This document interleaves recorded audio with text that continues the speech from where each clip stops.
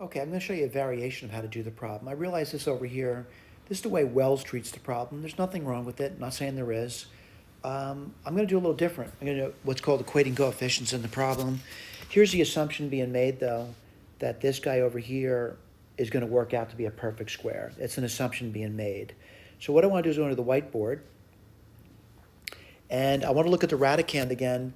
And as I do that, I want to focus in on just writing the radicand down with an assumption that it's a perfect square.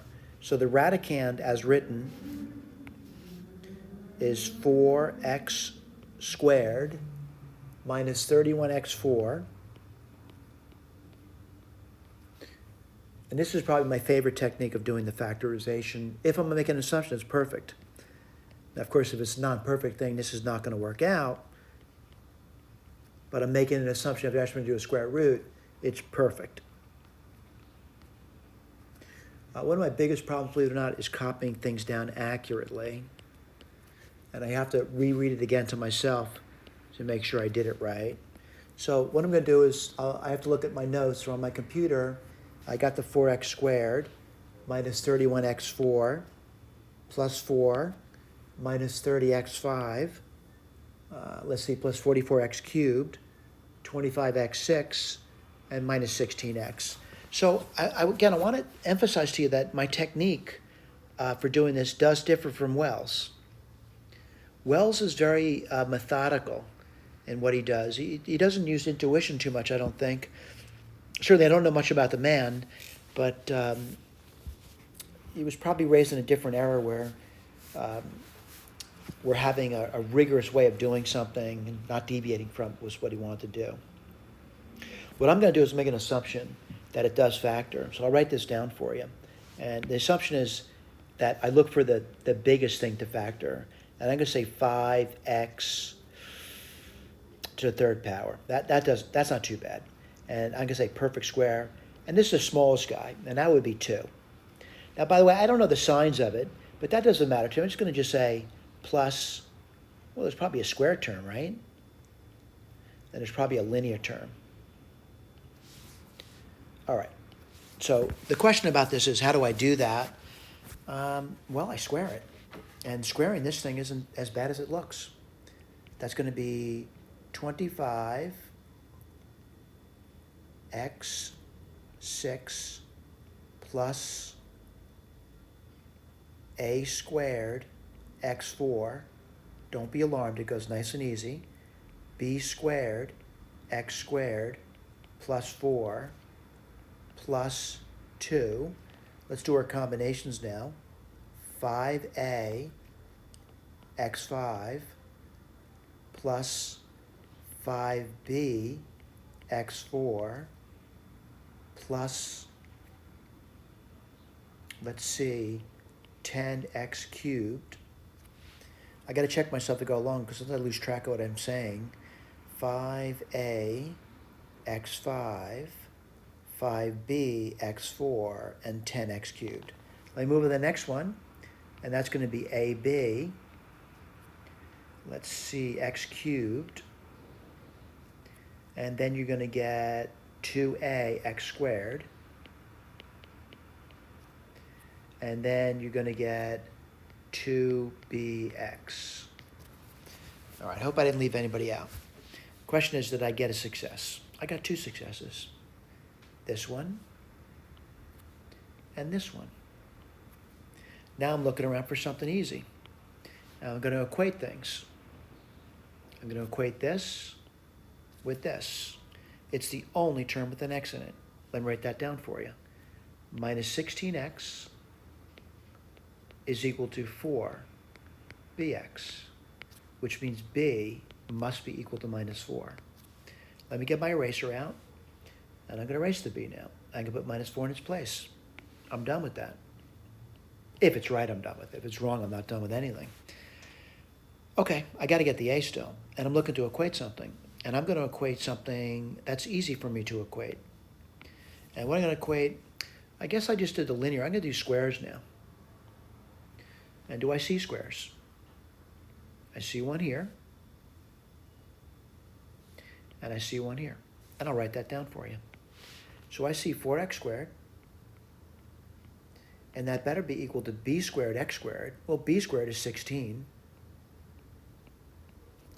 And then what do I get? I get plus 4ax squared. Well, I think it's kind of obvious, but it may not for everyone. I'm going to write this down now. That means 4 equals 16 plus 4a. If I took 16 from both sides, I get minus 12 is 4a.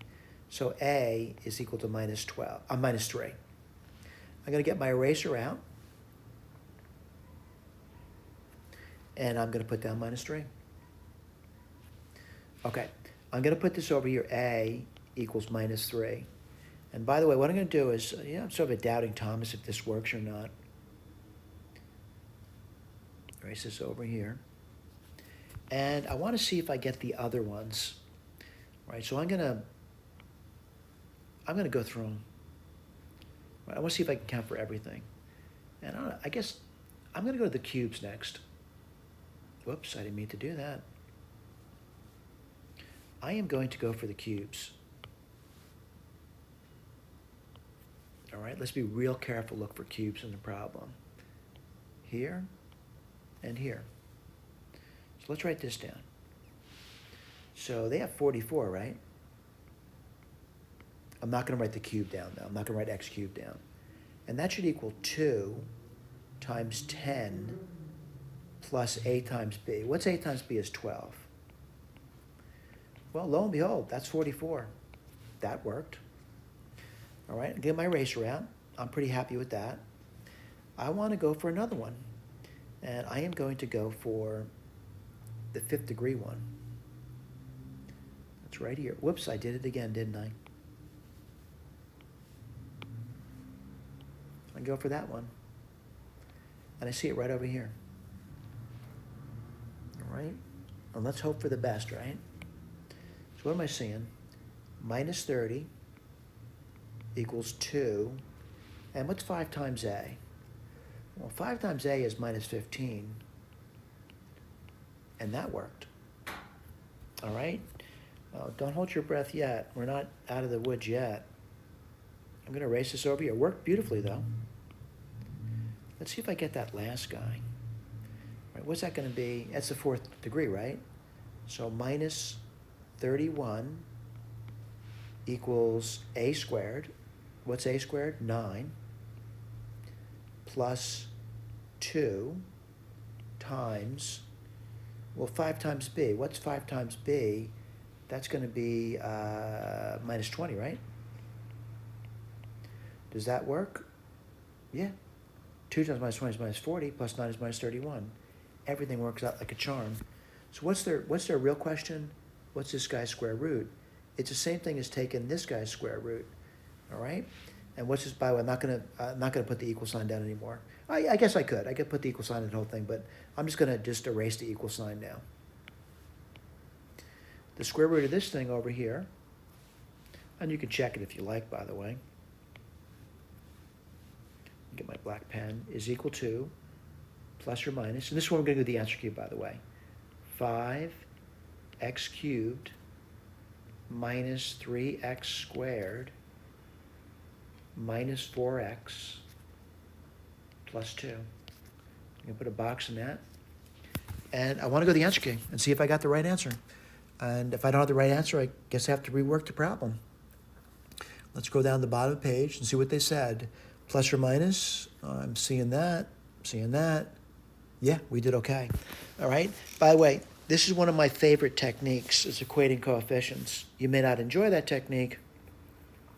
What I say is have options. What Wells is showing you, what I'm showing you, certainly is different. Thank you.